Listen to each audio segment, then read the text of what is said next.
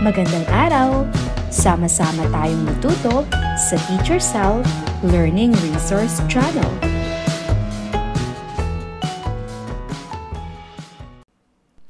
Revised K-12 Curriculum, GMRC 2, Quarter 1, Week 4. Ang ating paksa ay pansariling panalangin. Magandang araw! Kumusta kayong lahat? Tayo ay magbabalik-aral sa naging paksa natin sa mga nakaraang aralin. Aawit tayo ng happy birthday habang kayo ay nagpapasa ng bola sa inyong mga kaklase. Kung kanino natapat ang bola pagkatapos ng kanta, siya ay kukuha ng papel sa ating lagayan.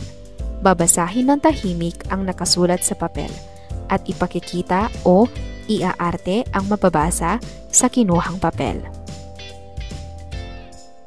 Huhulaan naman ng mga kaklase kung anong emosyon o damdamin ang kanyang ipinakita. Handa na ba kayo? Narito ang mga mungkahing emosyon: malungkot, masaya, natatakot, nasasabik o excited, nagagalit. Ano ang ginagawa ng bata sa larawan? Pangalawang larawan. Ikatlong larawan. Ikaapat na larawan. Sa araling ito, inaasahan na kayo ay makakikilala ng kahalagahan ng pansariling panalangin.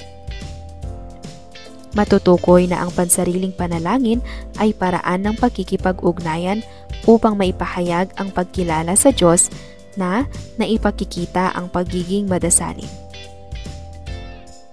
Sa pagkakataong ito ay ating bibigyang kahulugan ang sumusunod na salita. Panalangin ay paraan ng pagkikipag-usap sa Diyos, kay Allah o dakilang lumikha. Pag-asa ay paniniwala ng pagkakaroon ng positibong bunga sa mga naisin o magaganap na pangyayari. Matatag ay matibay na hindi matitinag, naninindigan sa kabila ng mga pagsubok. Pasasalamat ay pagbibigay papuri at kaluwalhatian. Ito ay pag-uugali na nagpapasigla at nagpapadakila. Mahusay kayong lahat, palakpakan ninyo ang inyong. Mahusay kayong lahat, palakpakan ninyo ang inyong sarili. Suriin ang sitwasyon.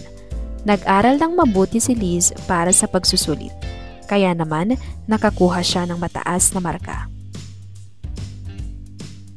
Masayang masaya siya, kaya ang nilalaman ng kanyang panalangin ay ang taus-pusong pagpapasalamat sa Diyos, kay Allah o dakilang lumikha. Tama ba ang ginawa ni Liz? Bakit? Ano ang kahalagahan ng pansariling panalangin? Ipaliwanag. Nagkasakit ang kuya ni Ron. Malungkot siya sapagkat hindi na nakapasok sa klase ang kanyang kuya. Nananalangin si Ron na pagalingin ang kuya niya. Humiling si Ron ng tulong at pag-asa nang gumaling ang kuya niya. Tama ba ang ginawa ni Ron? Bakit? Ano ang kahalagahan ng pansariling panalangin? Ipaliwanag. Napakalakas ng ulan. Bahana sa buong paligid. Suspendido na ang klase. Nananalangin ka na maging maayos ang lahat. Tama ba ang gagawin mo? Bakit? Ano ang kahalagahan ng pansariling panalangin? Ipaliwanag. Sa pagkakataong ito ay buuin natin ang mga salita kaugnay ng ating tinatalakay. Punan ang mga patlang upang mabuo ang mga salita. Isulat ang sagot sa iyong sagutang papel. Panalangin. Panalangin.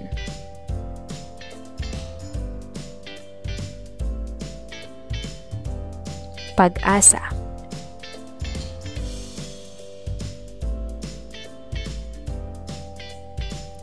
Pasasalamat.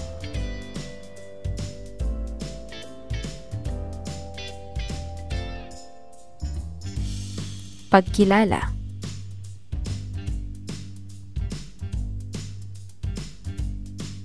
Matatag. Ano ang damdamin mo habang sumasagot sa ating gawain? Bakit ka nananalangin? Ipaliwanag. Magkaroon tayo ng dayad na pag-uusap, sagutin ang mga tanong at magbahaginan. Gaganapin ang unang markahang pagsusulit. Nais mong masagot ang mga tanong ng tama at mata mo ang mataas na marka. Ano ang nilalaman ng iyong panalangin? Nadestino ang iyong tatay sa malayong lugar. Magtatrabaho siya sa ibang bansa. Dahil kailangan niya itong gawin upang may magamit ang iyong pamilya sa mga pangangailangan. Ano ang nilalaman ng iyong panalangin? Lumiban ang inyong kamag-aral sa klase. Nagpunta ang kanyang ate at sinabi sa iyong guro na ang dahilan ng pagliban ay ang pagkakasakit. Nais mo siyang gumaling sa karamdaman. Ano ang nilalaman ng iyong panalangin? Sa ating naging talakayan at gawain sa araw na ito, ano ang inyong natutunan? Maaari ba kayong magbigay ng pansariling panalangin? Mahalaga ba ang pansariling panalangin? Bakit? Kung sa mga oras na ito ay mayroon kang gustong sabihin sa Diyos, kay Allah, dakilang lumikha sa pamamagitan ng panalangin, ano iyon? Isulat ang sagot sa iyong kwaderno. Sagutin at isulat ang iyong sagot sa sagutang papel. Masayang-masaya ka dahil ikaw ay nakapasa sa pagsusulit na ibinigay ng iyong guro. Isulat ang iyong maikling panalangin ng pasasalamat sa Diyos. Para sa ikalawang araw. Ano-ano ang mga natutuhan ninyo sa ating aralin kahapon? Ano ang kahulugan ng panalangin? Bakit mahalaga ang pansariling panalangin? Paano ka nananalangin? Ipaliwanag. Mahusay kayong lahat sapagkat tama ang inyong mga sagot. Palakpakan ninyo ang inyong mga sarili. May kilala ba kayong tao na laging nagdarasal? Gusto niyo ba siyang gayahin? Bakit? Sa araling ito ay inaasahan na kayo ay maiisa-isa ang kahalagahan ng pansariling panalangin. Maiuugnay na ang pansariling panalangin ay paraan ng pagkikipag-ugnayan upang maipahayag ang pagkilala sa Diyos na naipakikita ang pagiging madasalin. Sa pagkakataong ito ay ating bibigyang kahulugan ang sumusunod na salita. Gabay ay nagbibigay patnubay, direksyon, suporta o tulong upang maabot ang layunin. Inspirasyon ay nagbibigay sigla upang maging masigasig at masikap. Nagkamali ay anumang hindi tumpak sa tuntuning sinusunod. Kalungkutan ay damdamin ng kawalan ng sigla dahil sa pagkabigo, kasawian, karamdaman at iba pa. Kapayapaan ay ang kalagayan ng pagkakaroon ng katahimikan at katiwasayan o walang gulo. Mahusay kayong lahat sapagkat tama ang inyong mga sagot. Palakpakan ninyo ang inyong sarili. Sa pagkakataong ito ay isa-isahin natin ang kahalagahan ng panalangin. Una, ang panalangin ay nagbibigay ng gabay tungo sa tamang direksyon sa mga gawain at buhay. Ikalawa, inspirasyon na nagbibigay ganyak upang maging masigasig at masikap sa buhay. Ikatlo, nagbubunga ng kapayapaan upang maging matiwasay at maayos ang buhay. Punan ang mga patlang upang mabuo ang mga salita. Isulat ang sagot sa iyong sagutang papel.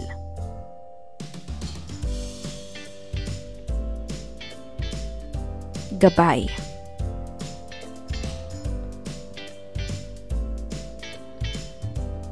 Inspirasyon.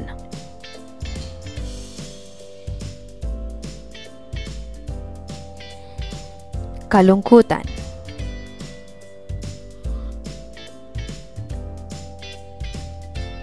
Pagkakamali.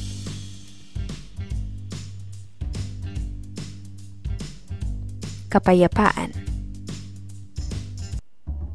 Ano ang damdamin mo habang sumasagot sa ating gawain?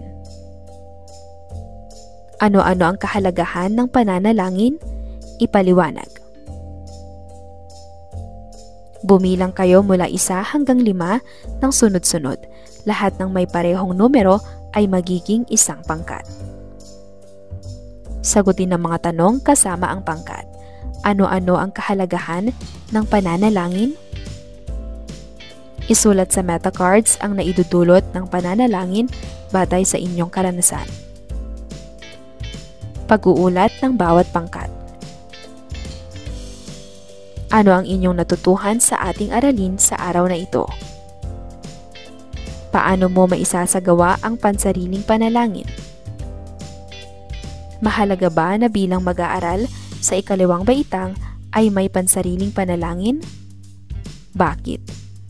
Panuto, isulat ang letrang T kung tama ang pahayag ng mga pangungusap at M kung mali. Ang pananalangin ay paraan ng pagkikipag-usap sa Diyos o kay Allah o dakilang lumikha. Ang pananalangin ay nagbibigay ng gabay tungo sa maling direksyon sa mga gawain. Nagbibigay ng inspirasyon ang pananalangin upang maging masikap sa buhay.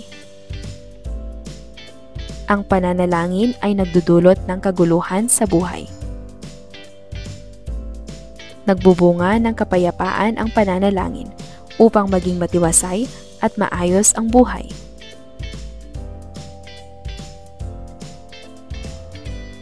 Narito ang mga susing sagot.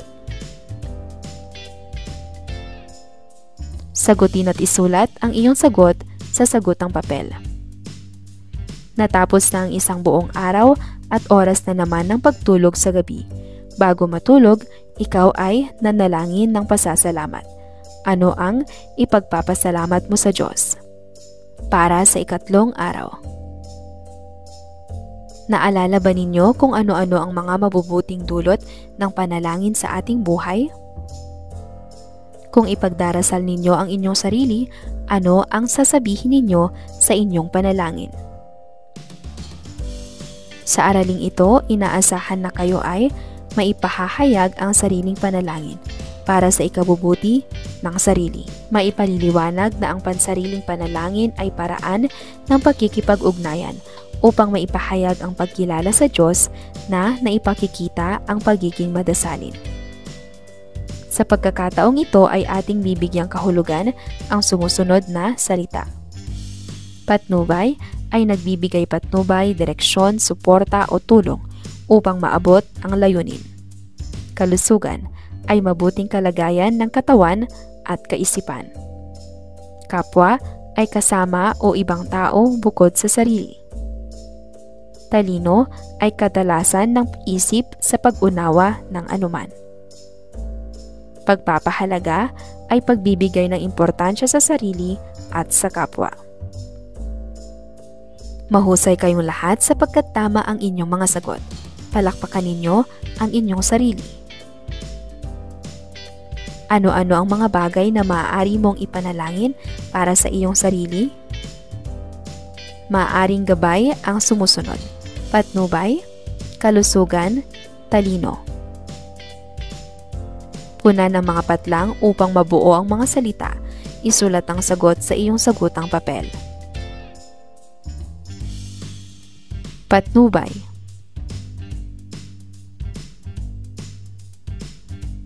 Kalusugan.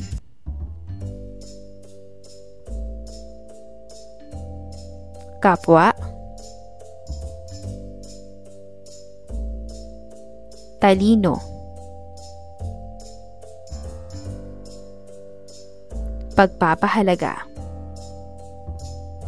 Ano ang damdamin mo habang sumasagot sa ating gawain? Bakit mahalaga na ipanalangin ang kapwa? ipaliwanag. Bumilang kayo mula 1 hanggang 5 ng sunod-sunod. Lahat ng may parehong numero ay magiging isang pangkat. Sagutin ang mga tanong. Tanungin ang mga kasama sa grupo ng kung ano ang ibig nilang ipanalangin para sa bawat isa sa kanila at bakit nila napili iyon. Isulat sa meta card ang kanilang panalangin para sa kanilang sarili. Humanda na ibahagi sa klase. Pag-uulat ng bawat pangkat. Bakit ka nananalangin? Magsulat ng maikling panalangin para sa iyong sarili. Isulat ang iyong sagot sa sagutang papel. Para sa ika-4 na araw. Ano-ano ang mga bagay na maaari nating ipanalangin para sa ating kapwa at sa ating sarili? Sabihin kung tama o mali ang mga sitwasyong nabanggit. Maaari kong ipanalangin ang kahit sino. Tama. Ang pagdarasal ay mabuti sa kalusugan. Ito ay tama. Mabuti ang ipagdasal ang iba. Ito ay tama. Nakakatamad ang magdasal.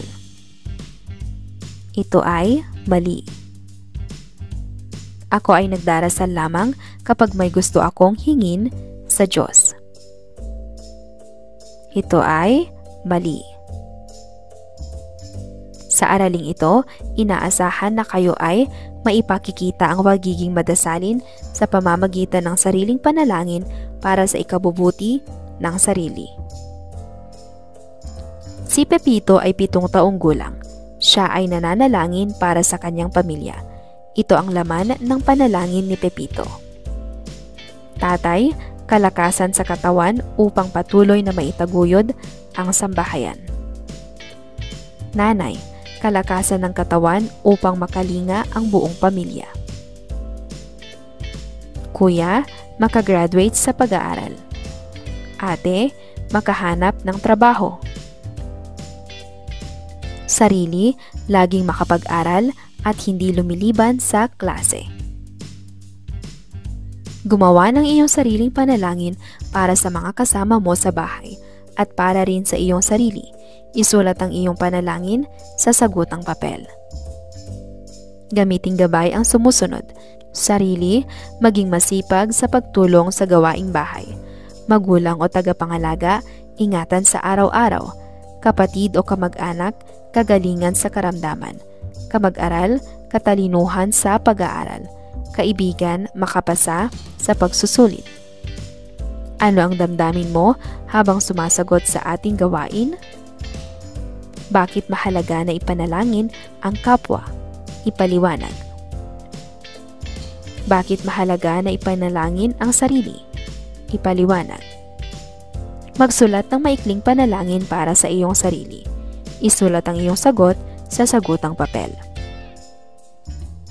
May sakit ang iyong kaibigan. Ibig mo siyang ipanalangin. Ano ang sasabihin mo sa iyong panalangin? Isulat ang iyong sagot sa sagutang papel.